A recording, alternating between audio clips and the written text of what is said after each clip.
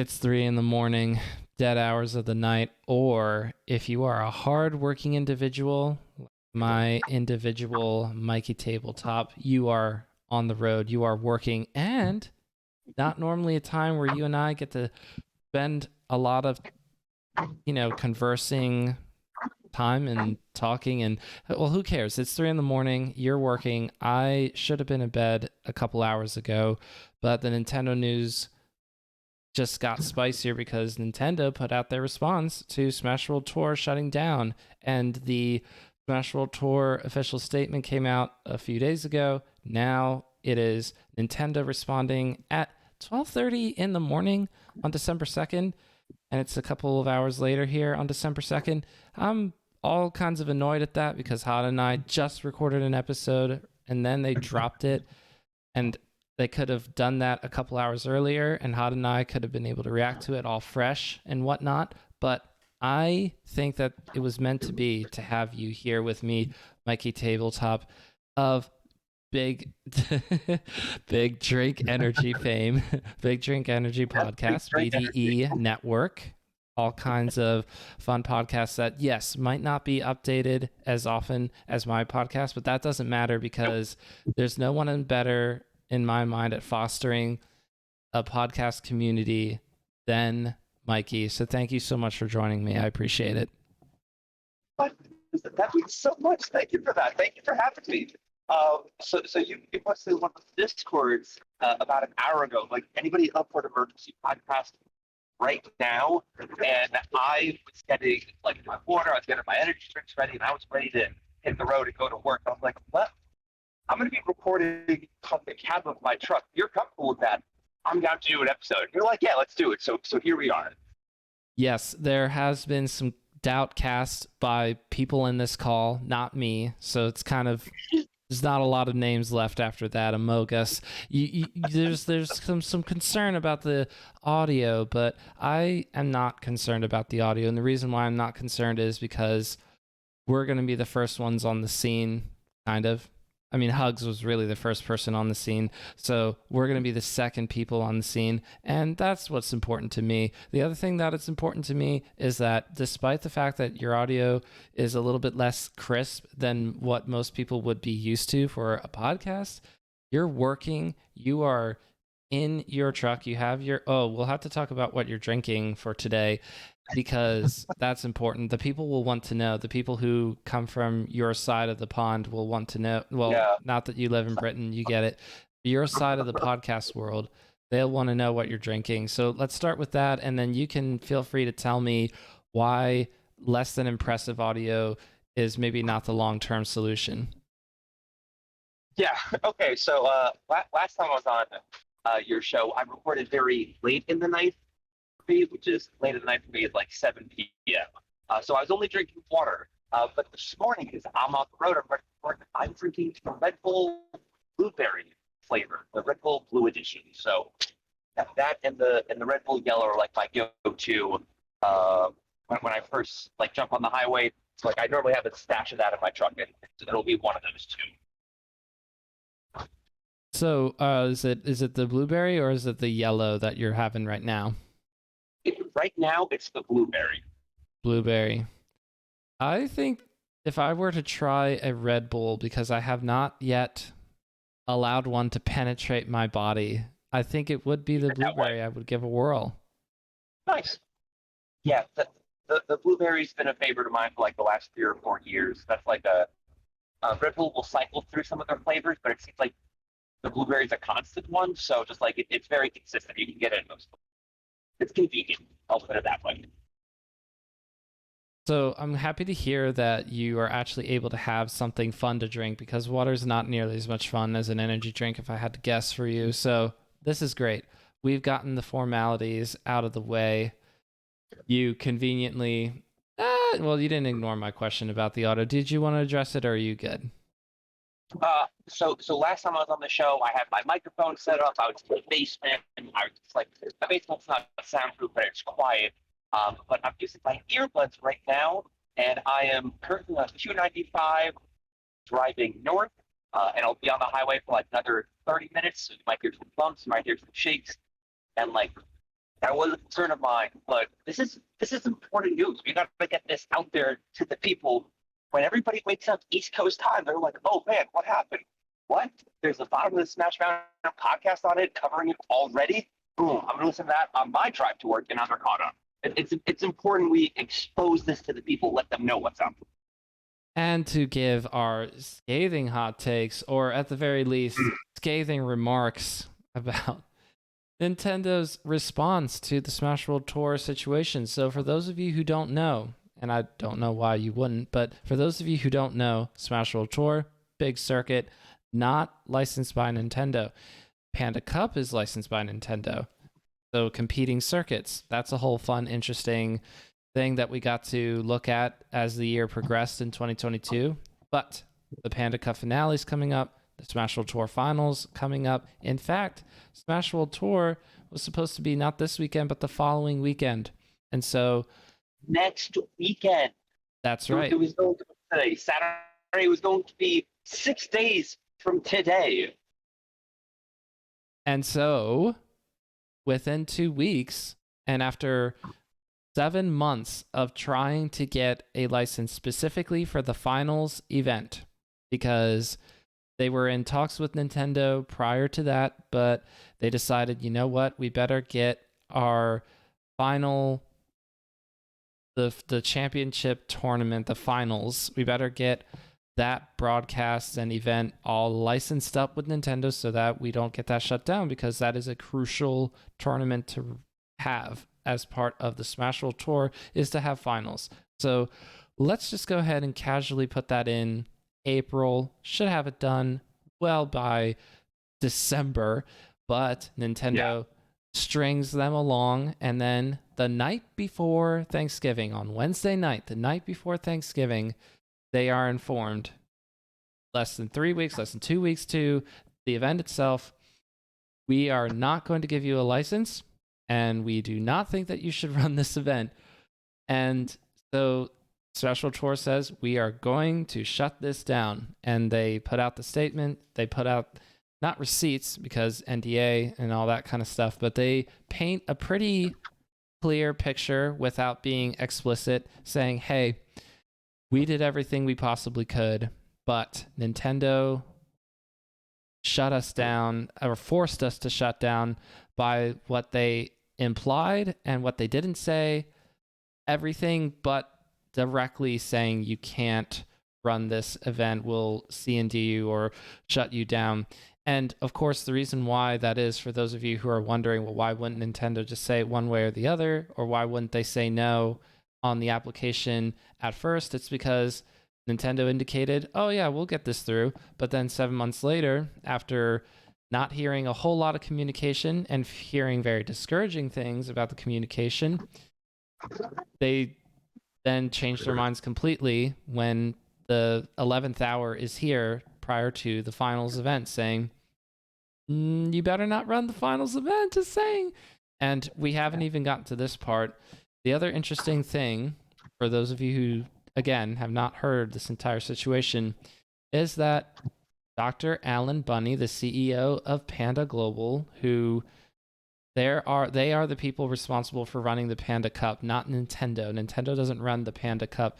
Panda Global runs the Panda Cup, but they have a license through Nintendo to be able to broadcast those tournaments associated with Panda Cup, broadcast the Panda Cup finale, have Nintendo's blessing, blah, blah, blah.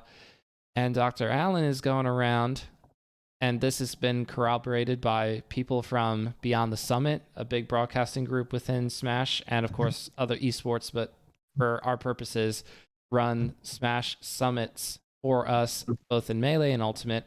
Corroborated by those TOs, yeah, Dr. Allen came up to us and he said, look, we're going to be the only ones in town who can run tournaments anymore, the Panda Cup. So if you don't join us in the Panda Cup, you will be shut down. You won't be able to stick around.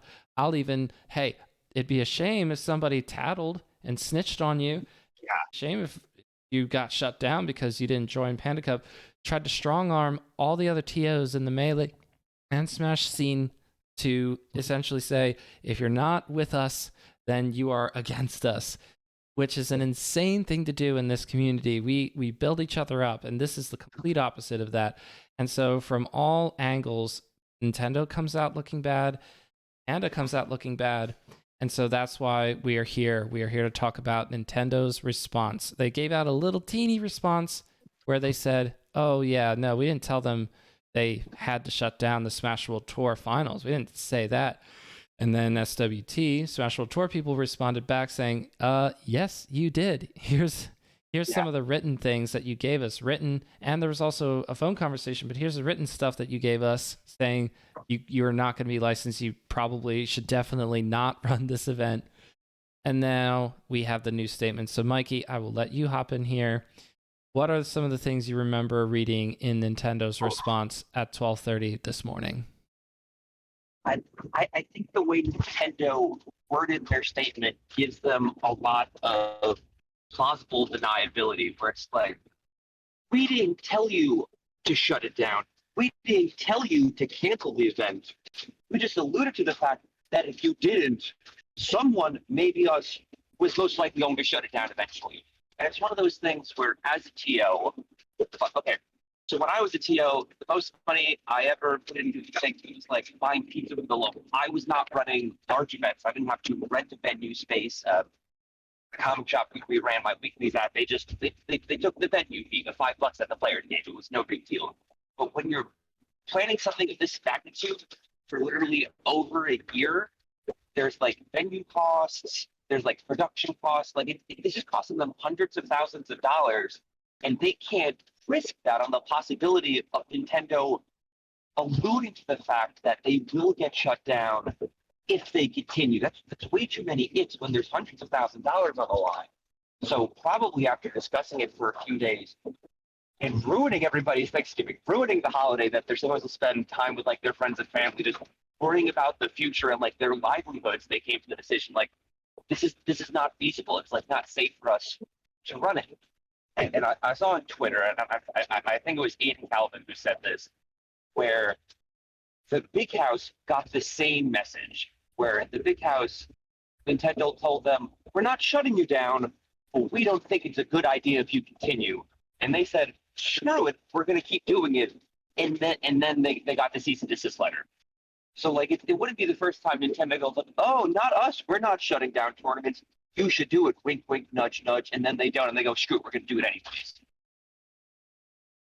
And so there are a lot of different people who go, well, wouldn't it be because Nintendo has not liked all of these previous discourse pieces about modifications such as Project Plus, or even casual modifications like Frozen Stadium or Slippy and so on, but Smash World Tour and VGBC through the years, not just specifically for the Smash World Tour, I'm talking about through this entire, I think, past however many years it's been, have always been of the mind of we want to be appealing to Nintendo, and the way that we are appealing to Nintendo someday, whenever they decide they want to work with us, is that we are going to be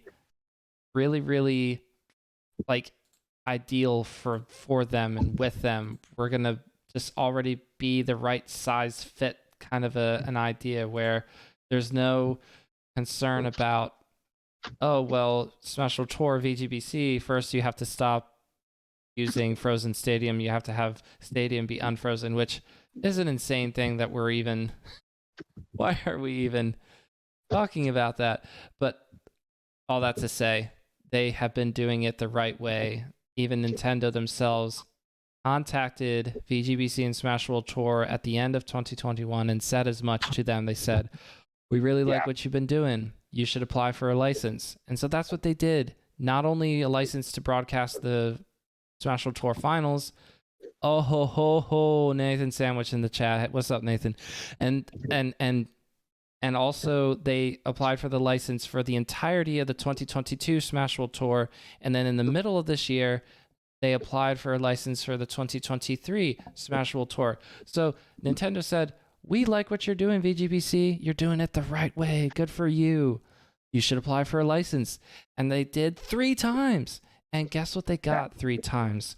Strung along until the moment of truth when either some executive or whoever comes down from the top and goes, shut it all down. And the reason why is because Nintendo says, I don't know, maybe there's not a good reason that I can come up with, but so far as we can tell, it's not associated directly with Panda, because in this statement, one of the things that is telling, okay, so let's dive into this statement a little bit about their comments about Panda. We are open to partnering with other organizations and will continue to offer licenses for major tournaments outside of the Panda Cup. Panda Global will continue to be a key partner, and we look forward to receiving proposals from other groups for tournament licenses. In the meantime, Panda continues to advocate on behalf of the Super Smash Bros. Community, even to the point that Panda has advocated for other organizations and tournaments to work with Nintendo, such as the Big House and the organizers of the Smash World Tour, to benefit the larger Super Smash Bros. Community.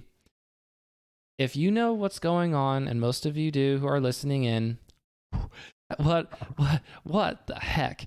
You can't possibly believe that Panda Global is going to be a continual key partner, because if you've been paying attention to the past couple of days, then you just have to acknowledge that most of us do not like how Dr. Allen and Panda have been painted in the light of all the TOs who have spoken up about this.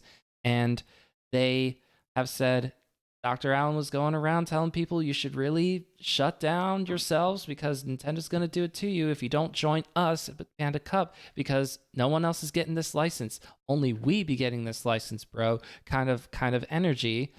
So Nintendo's official statement goes completely against that. And again, when it comes to Smash World Tour Finals for 2022, or even the entire tour for 2023, that they're saying, well, I mean, it doesn't matter how much time you seem to want to give us, whether it's 7 months or an entire year. We could just say no. We're going to say no. And that's what's mind-boggling, that there's still that Nintendo is still indicating, well, other people can apply, but really you should just go through Panda. That's what that statement says to me, that paragraph that I just read. Yeah, which is mind-boggling to me, because one of the biggest issues that came from the original BGBC and Smash World Tour statement were these allegations against Panda, specifically against their CEO Allen, about him going behind TO's backs and trying to strong arm them and trying to allude that he has the big bad boogeyman in his back pocket. If you don't say yes to me, I'm going to sick Nintendo on you. And Nintendo doesn't address that at all. They don't say, at one point, I believe it's the second paragraph, where they talk about something about tournament organizer behavior, or the behavior of tournaments. And I thought, oh, they're going to talk about Panda and what happened there. But no, the next paragraph is, we're going to continue working with Panda.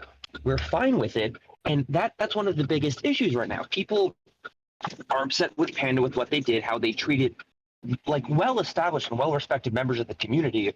And Nintendo just doesn't talk about that at all. They didn't say, this isn't true, or we're going to look into it. And it's just people are mad at Panda. I know some people already dropped out of the Panda Cup finale that's happening in 2 weeks. Rumor has it some players can't because they're contractually obligated to go.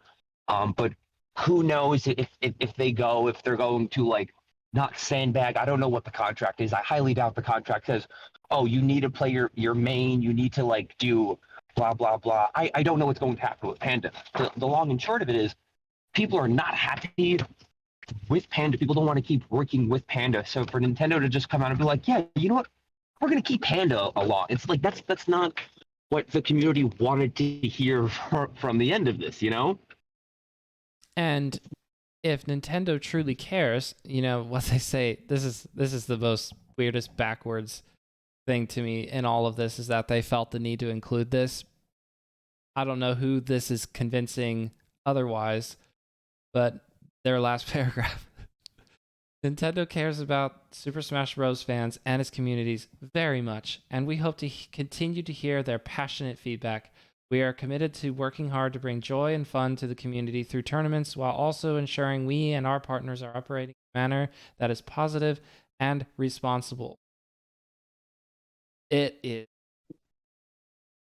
or painting a picture as if through all these years you've been working hard to build up the community and to make it as safe and welcoming and open as possible, and that's not true.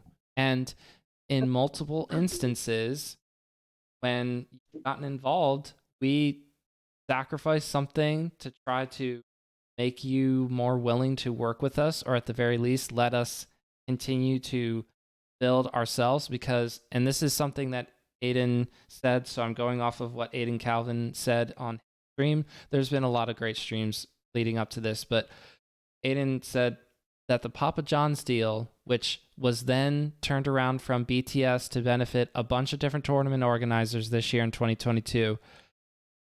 Note, it wasn't just BTS that benefited from getting the Papa John's sponsorship deal. They shared that with other tournament series and other tournament organizers. All these Panda global sponsorship deals like Wonderful Pistachios and Milk or whatever, are any of them sharing with the greater scene at large? No.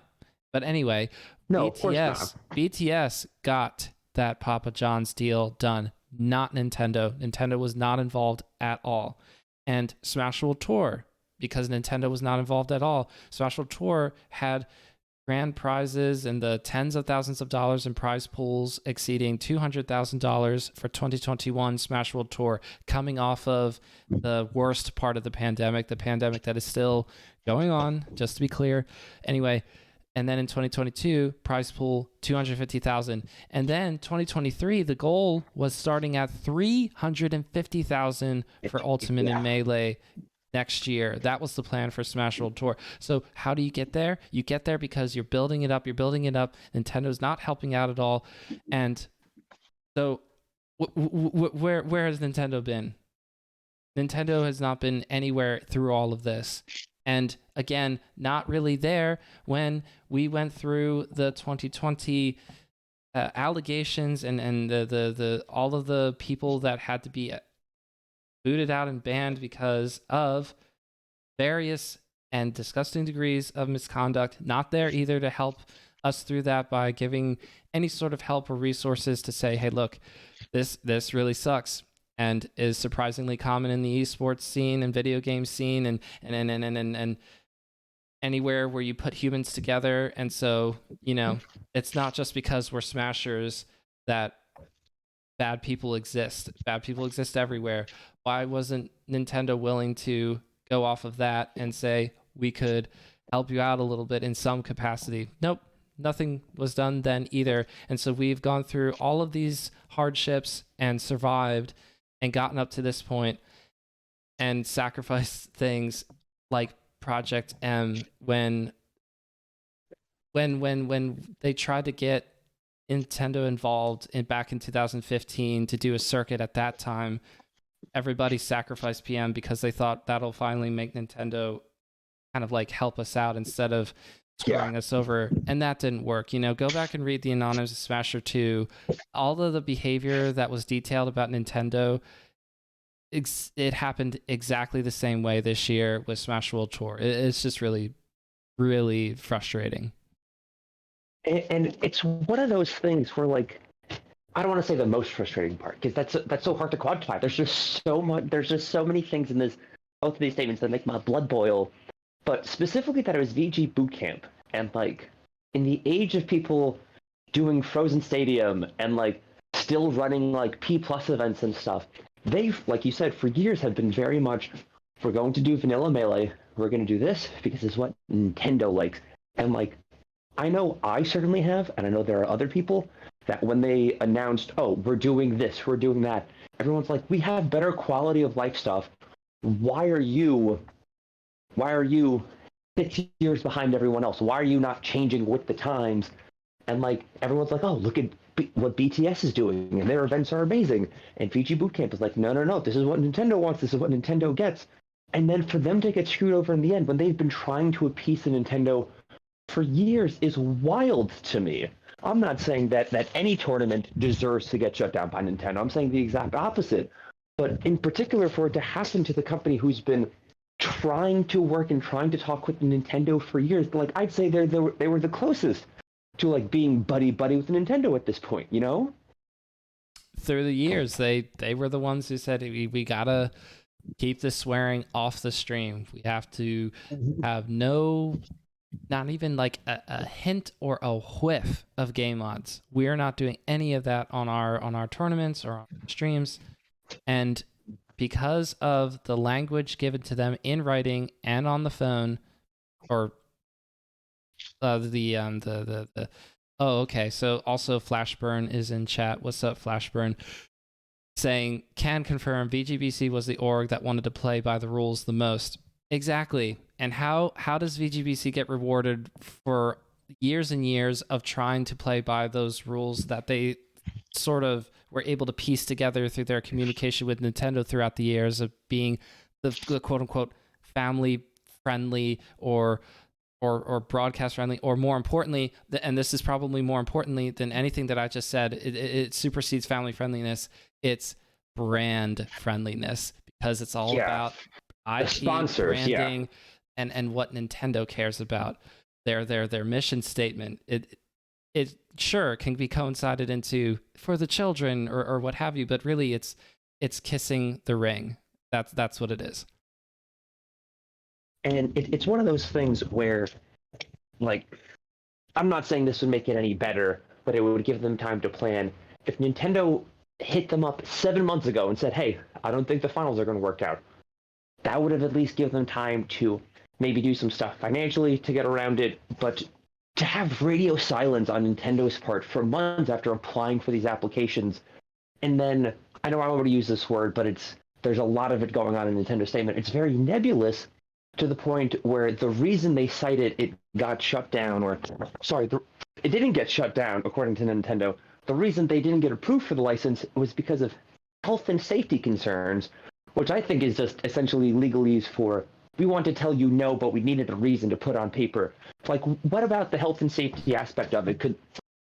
Were there not enough doctors on site? Was the venue too big or too small for the amount of people? That's something that could have been worked with, especially like Nintendo specifically stated, they're not going to give any licenses or any permits to VGBC for 2023. Again, quoting the health and safety concerns, they can just adjust whatever the plans are for 2023 to get the permit. Let's say Nintendo doesn't like X, Y, and Z about the quote-unquote health and safety plans.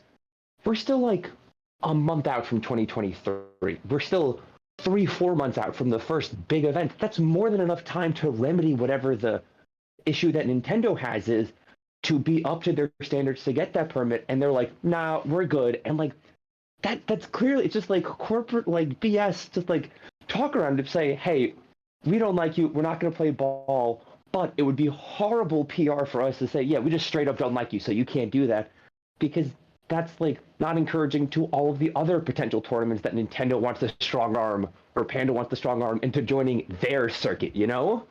Ugh.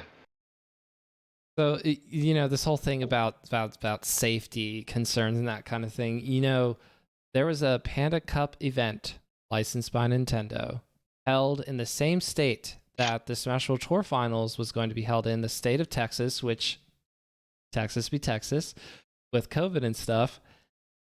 And yeah, there's a Lost Tech City 2022 held back in September through the last weekend of September going into October. Gold tier event down there in San Antonio. So what? It's a health and safety concern for what? It's an AKA not a nebulous, like you said, legally said. And my favorite thing that they said in this statement that they have to from now on kind of stick with. When we notified this, okay, I'm reading from the statement. When we notified the SWT that we would not license their 2022 or 2023 activities. We also let them know verbally that we were not requiring that they cancel the 2022 finals because of the impact it would have on the players. Thus, the decision to cancel the was and still is their own. Did you hear the part? Did you hear the part where I said, where they said, excuse me, we also let them know verbally that we were not requiring that they can't. Verbally? Are you kidding me? That you need this kind of stuff in writing, and Nintendo knows that, and so they're forced to say verbally. They have to admit that they did not communicate properly. Like in the instance of giving permission and communicating things that could go down to what if this goes to court, which it probably won't. It's very likely won't. Verbal. It's a he said versus he said thing. How are you supposed to prove unless somebody either illegally or without both parties' permission recorded the conversation? And maybe that did happen, and then it would come to light. But how crazy is that they admitted in their statement, yeah, we verbally told them you could run the 2022 finals, but we're not giving you a license. And again, you're competing with two different ideals here. You're okay to run this thing, but we're not giving you the license to do it. So, of course it communicates the message very clearly. You can't do this. I can't believe that they're allowed to hide behind an insane process like that.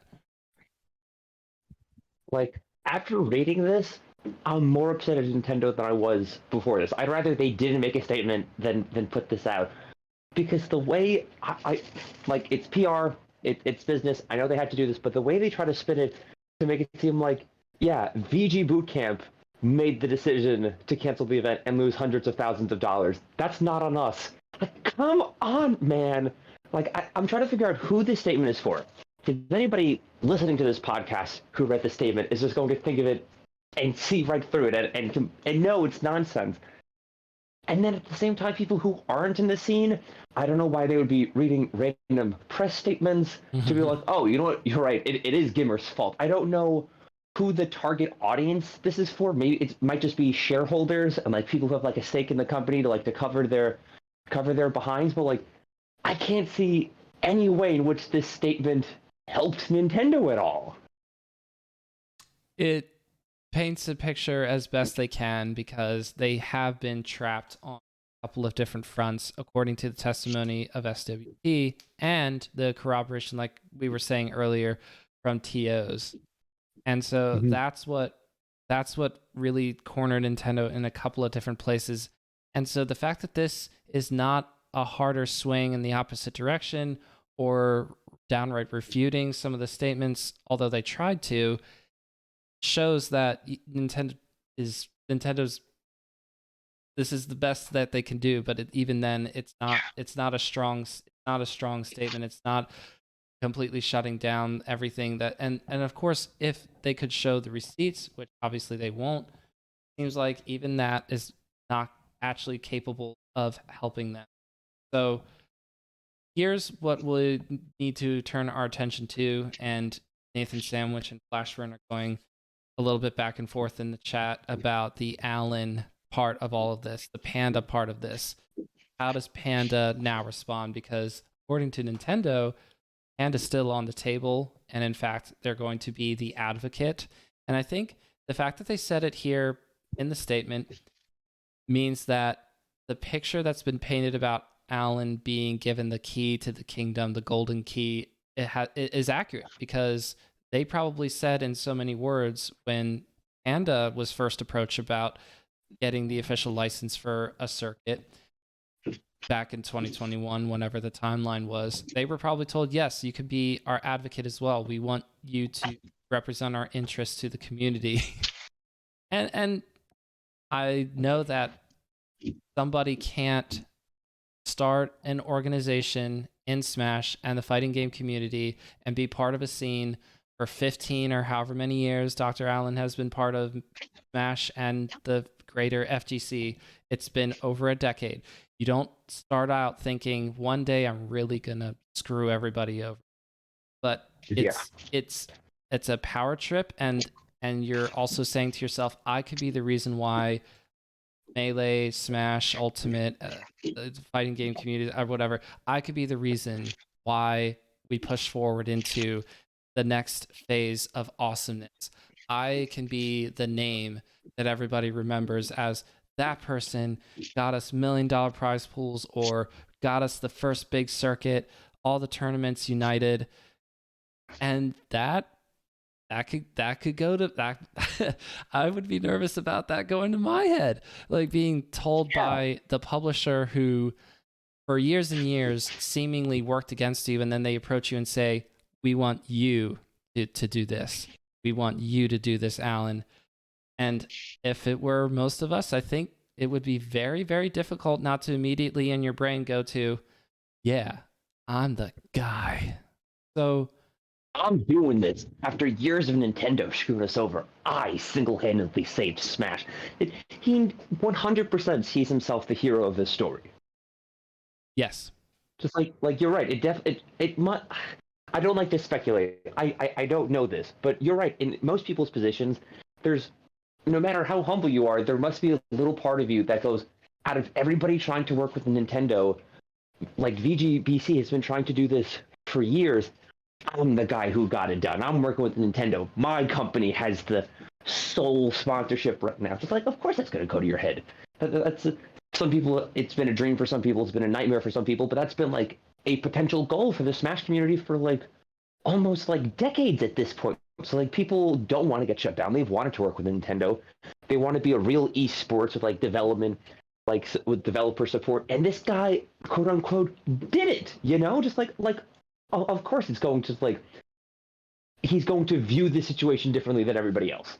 I'm sure when he went around strong-arming people, it wasn't so much like, oh yeah, screw these guys. It was probably like, oh, this is the best option. Come work for me because I know what I'm doing, you know?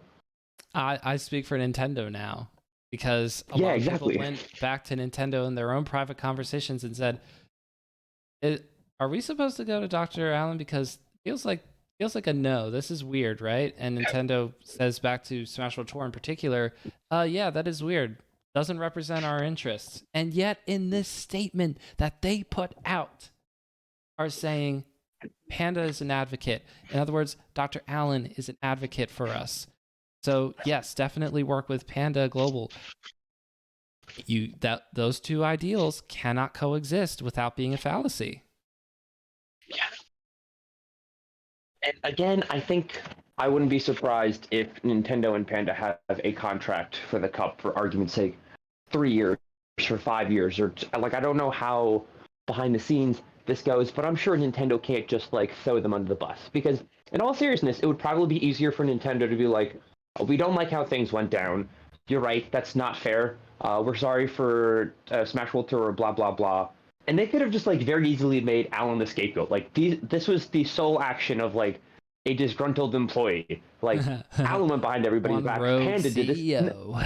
Yeah, not Nintendo. You know, we're the family guys. We're like the good guys. We're the friends of this story.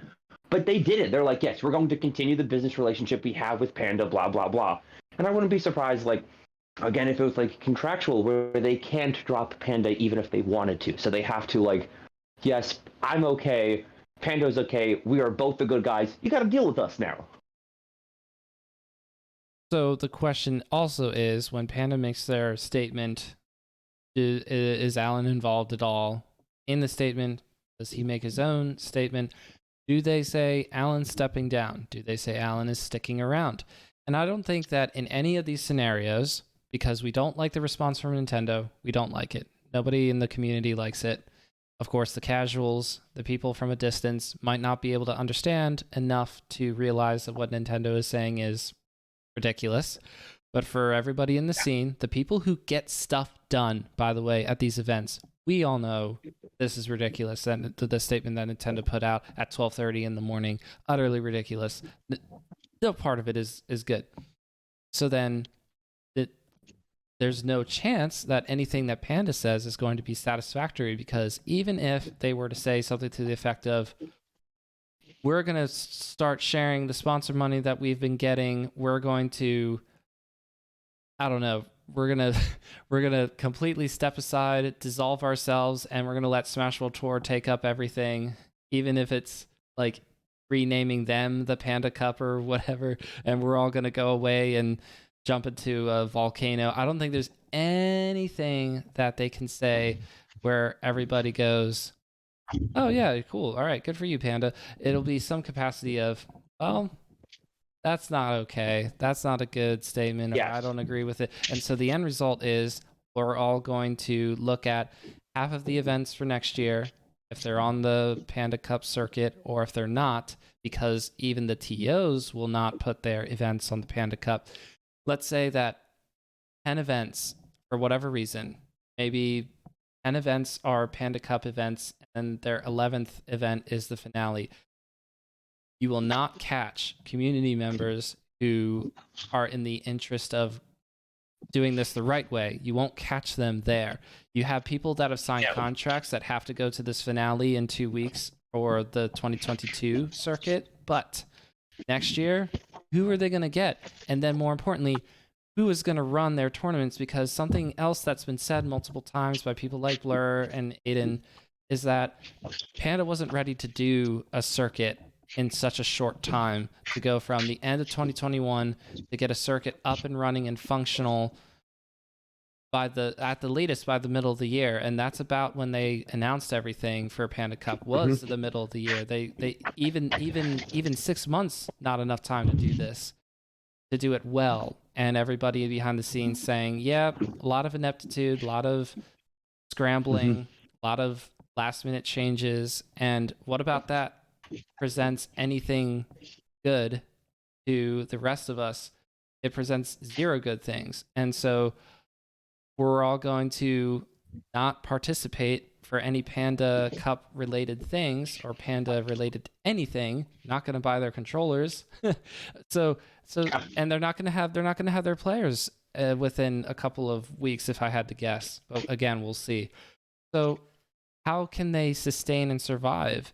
Essentially, we went from having Smash World Tour and Panda Cup to VGBC saying we're shutting down the Smash World Tour permanently, and we're also going to cancel Double Down for next year. We're going to cancel Glitch for next year. We don't know if we're going to be able to survive as an organization as of now. And then nobody wants to work with Panda. So that means that a bunch of events that would have had the happy support of passionate people willing to work for free or be underpaid will not happen anymore. And so if Panda goes, crap, we can't get all these people and use their free working energy or minimally paid, underpaid working energy, who are we going to get? People who expect to be paid actual money, or people who don't care and the broadcast sucks, or whatever it may be. There you go. The writing's on the wall. Yeah. So, like, at the end of the day, regardless of what the Panda statement is, when they release something, even the most generous viewing or reading of it, at the end of the day, I know I've had my issues with them. I know other people have had their issues with them. Regardless of what happens, VGBC might straight up be out of business. Like, I don't understand how me, just a guy who drives a truck for a living, can just one day be out hundreds of thousands of dollars because an event was canceled. And who can't, argument's sake, I wouldn't be allowed to drive my truck next year. How would I make the money back to pay that off, you know? Like, regardless of what happens, like, even if Panda puts out the perfect statement, you have to remember that at the end of the day, there's a good chance VGBC, a staple, a pillar in the community for years, is gone because of their actions. So it's like, regardless of what happens, I am resting that at their feet. That is their fault for all of this. You know, just like, no matter what they say, that's still going to be like, oh yeah, well, sure, maybe you can find a scapegoat somewhere, but this still happened, and it's on you guys, you know? And when that statement comes out, hopefully sometime in the near future, but not at 6 in the morning. I need to sleep. When that statement comes out, we'll be able to react accordingly. But there are a lot of scenarios, nearly every single scenario, where Panda is going to not receive any more support from the connected community. I don't know about the community at large. I don't even know how half of the alt people feel about this. But when you have Melee people, all of us who have we've been here long enough to understand how Nintendo has been throughout the years. And with each time that we let them get closer to participating with us, the more it hurts when they turn around and try to stab us in the back, and they succeed in stabbing us in the back. Top 10 anime portrayals. I mean, again, one more time, Phenomenal Smasher 2. I read that post back again today where it was people getting excited about Nintendo allowing a circuit to happen back in around 2014, 2015, and they're told, just get rid of PM. And they happily did. The project development team behind PM got the writing on the wall as well, and they disbanded, and we lost the greatest game mod that's probably ever been popular in all of gaming, except okay. I guess a few things started off as really popular mods, like, and then became like actual real games themselves. I want to say not League of Legends. There's like another League of Legends type. Dota. Okay, thank you, Mikey. Dota started off as a mod, I believe. Yes. So the point is that there are great mods that have gone on to become their own games. But if PM in a good world, PM would have allowed to continue, and we would have seen amazing things out of that game, and out of okay. And what about the mod that they have for Smash Ultimate? I think it's called HDDR or HDR Ultimate. HDR, yeah. Yeah, HDR. You won't be able to see that above ground, because even though people are trying to treat it with care and make beautiful things out of it, again, our publisher, Nintendo, always wants to strike that stuff down. We won't be able to see really cool things like that. It's a shame, and we have to sacrifice things for what? Nothing in return. So again, this time, instead of losing PM, we're possibly losing BGBC entirely forever, and we're also losing Panda, because Panda, they did that to themselves, or I guess Alan specifically, because from what I can tell, everybody who is around and involved with Panda, they all go, this is news to me, did not know this was happening. So I'll go ahead and assume that it was either one or two people, maybe it was just Alan who was, this is almost sabotage, if not for the fact that Alan thought this was somehow helpful for everybody. Again, it was not, and we're going to lose Panda Cup for whatever that's worth, and Smash World Tour. And that's why it's really important for all of us to remember the words of people like Scar, who basically say, we don't have to respond by being down about this to make something good come out of this. And that is something that is true for me. Every time something really bad happens, something good tends to follow afterwards, even if it's hard, and even if it's not exactly what we thought it was going to be, because again, we got kneecapped. We can find a way to move past this, and we might find something good to make out of this in the end. That's going to take time. In this moment, very much so. And because we recorded this almost immediately after you recorded the last episode, I didn't get a chance to listen to it. I don't know if it's discussed, but I'd also like to reiterate, it's not everybody at Panda that we have issues with. From my understanding, there's a bunch of people who are wonderful people and love Smash and have dedicated their lives to making Smash better, who work at Panda. So it's not necessarily our issue is with Panda the company or random Panda employees. It seems to quite literally be just Alan, and I'd like to make that distinction. Yes, you're correct. I was trying to say that, but you did a better job than me of saying it. Yeah. I'm sorry. I wanted to make sure you felt like you got your point out. Yes, no, thank you. I completely agree. And like I said, maybe you discussed this in the last episode, but because it is currently 3:45 in the morning, East Coast time, I have not had a chance to. I don't even know if the last episode is out and published on podcast feeds yet. I haven't had a chance to listen to it. So it's out. Everybody it's listening out, to Mikey. Okay, I'm gonna do this backwards. As soon as we hang up this phone call, I'm gonna go ahead and listen to that. That's gonna be the first podcast I listen to at work today. Zam. Okay, also, I just wanted to make sure that we gave Van City Primal in chat also a shout out. Thanks for tuning in.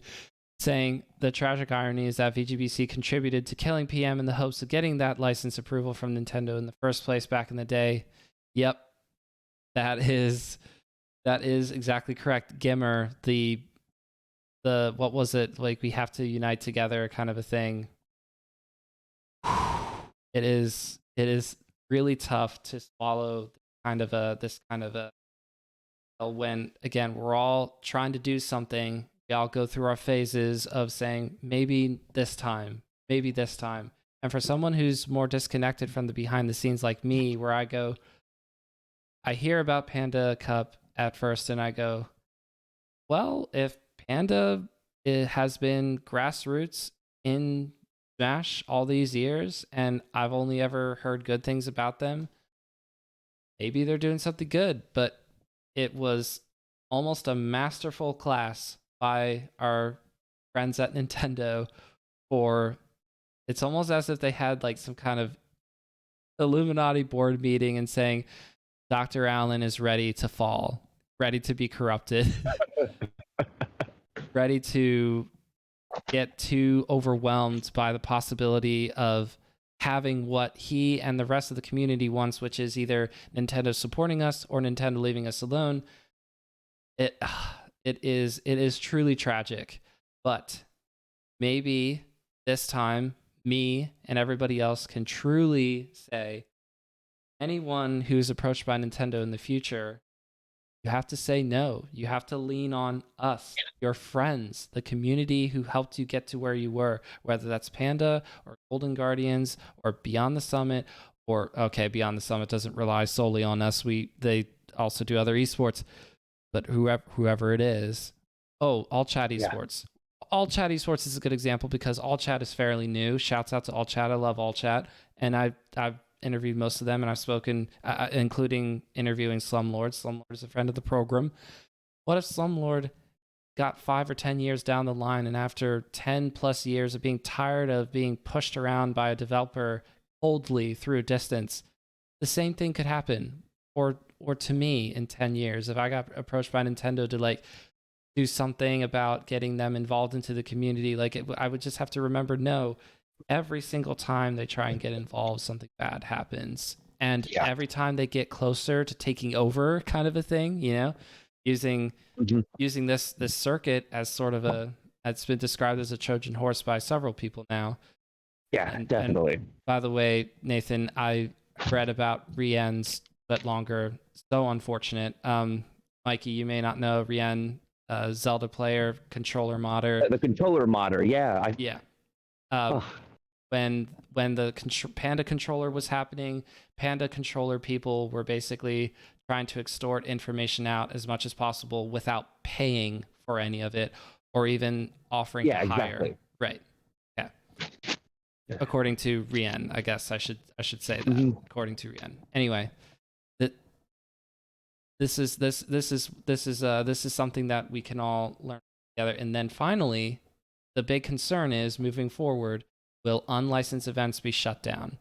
And the answer is right now, we don't know. But Genesis 9 is probably going to be the first tournament where we find out, because main stage, knock on wood, seems to be going through just fine. They're going to have a lot of big players showing up and a lot of cool out-of-country talent. Even Chape from South America is going to be at main stage, so that's really cool. So Genesis 9 in January, what's that going to be like? But Mikey, I said this earlier, and I'll say it again. I will be at Genesis 9 no matter what the status of it is. If it gets canceled, I'm flying out to San Jose. If it gets shut down or C&D'd, I'm going to be in front of the convention center playing Melee with everybody else. We're going to have a great time anyway. I'm still going to go. I'm going to use my vacation time, paid time off hours, blah, blah, be away from my family and out in front of the convention center talking to anybody who will listen to me. Melee is super cool. This community is super cool, because when Scar was saying that on his stream, and saying we should do a protest thing if Genesis 9 or something else gets shut down next year, I thought, yes, perfect. That sounds like an amazing idea. Let's go ahead and do that. Let's not cower away from the moment. Let's stand tall and say this is worth fighting for. I love that. I'm very sorry if my truck made a loud noise. I just got to my first stop and I have to move my truck because there's someone else here. But maybe it's because I was pacing around a parking lot at 10 to 4 in the morning and it's 27 degrees out. But when you said, regardless of what happens, I'm going to be a Genesis, I got goosebumps. It gave me goosebumps. And I don't think it's the chill from being in sub-freezing temperatures. I think it was the sincerity at which you said that. Like, I'm like, yeah, I respect that. I get that. Unfortunately, I will not be at Genesis. I'm not really at the point right now where I can travel over the country as much as I would love to go to events. But I'm very happy you're going there, and I love the passion of you going there. I am so excited to get for a broadcasted or for just a bunch of CRTs outside and we have to play in the rain or walk uphill through the snow to our little tents and play on the mobile setups. It doesn't matter if I have to play on a 60 hertz laptop that is 20 frames per second melee. I will do what I have to do out in San Jose for that weekend. I'm going to do my part that weekend because I'm already planning on going. I don't care what happens. I'm still going to go to do the dang thing. So that's where I'm coming from. That's why I'm going to do it. Now, if I'm not scheduled to go to a thing like Battle of BC or GOML and they get shut down, I'm not going to buy a plane ticket to go to GOML, but I've already bought the plane ticket to San Jose. I already had the hotel room booked for San Jose. So I am going. It doesn't matter what happens.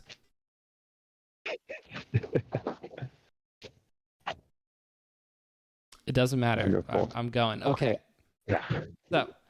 So I wanted to make sure that yes, we can get you going here. Mikey, do you want to tell the people where they can find you, or are you ready to or are you ready to get going?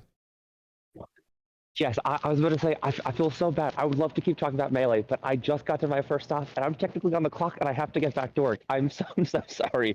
I would love to say, but I really got a bad time. But it's been wonderful talking to you for the last hour or so. Thank you so much for having me on and accepting my DM at 2:30 in the morning and saying, like, yeah, I can hop on, Mike. It's been so fun.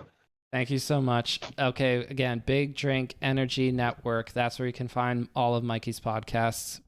You have a good day. Your whole day. Enjoy your whole day, Mikey. My day is just getting started. I will wait. As soon as this is over, I'm gonna go listen to the last podcast you just did. I can't wait. Thank you so much for having me. See ya. All right, thank you. Bye-bye. Bye. Okay, cool. I don't know if I don't know if we're still live, but Kicked. There we go. I have kicked Mikey from the thing. There you have it. Mikey is no longer. I have to get rid of that. Flashburn, Fan City Primal, Nathan Sandwich. You all have been lovely to see, chatting back and forth. It's kind of cool that there are Battle BC dates for Battle BC next year in 2023. I'm really excited about the possibility of going out to Vancouver, but I do not know if I will be doing that as of now. Personal life is a little bit up in the air, actually, so there are lots of moving parts to all of this. Like I said, not matter whether or not I am going to be going to a parking lot and sit out there for 5 days straight with 10 other people, hopefully one of which is Nathan Sandwich. Nathan, please be there, even if Genesis 9 gets canceled. I want you to be there with me. So, whatever happens, I will be going to San Jose. Yes, Nathan, let's go.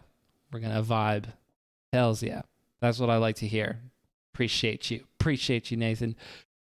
I think that I should call it a night because I have now made another event and that's done.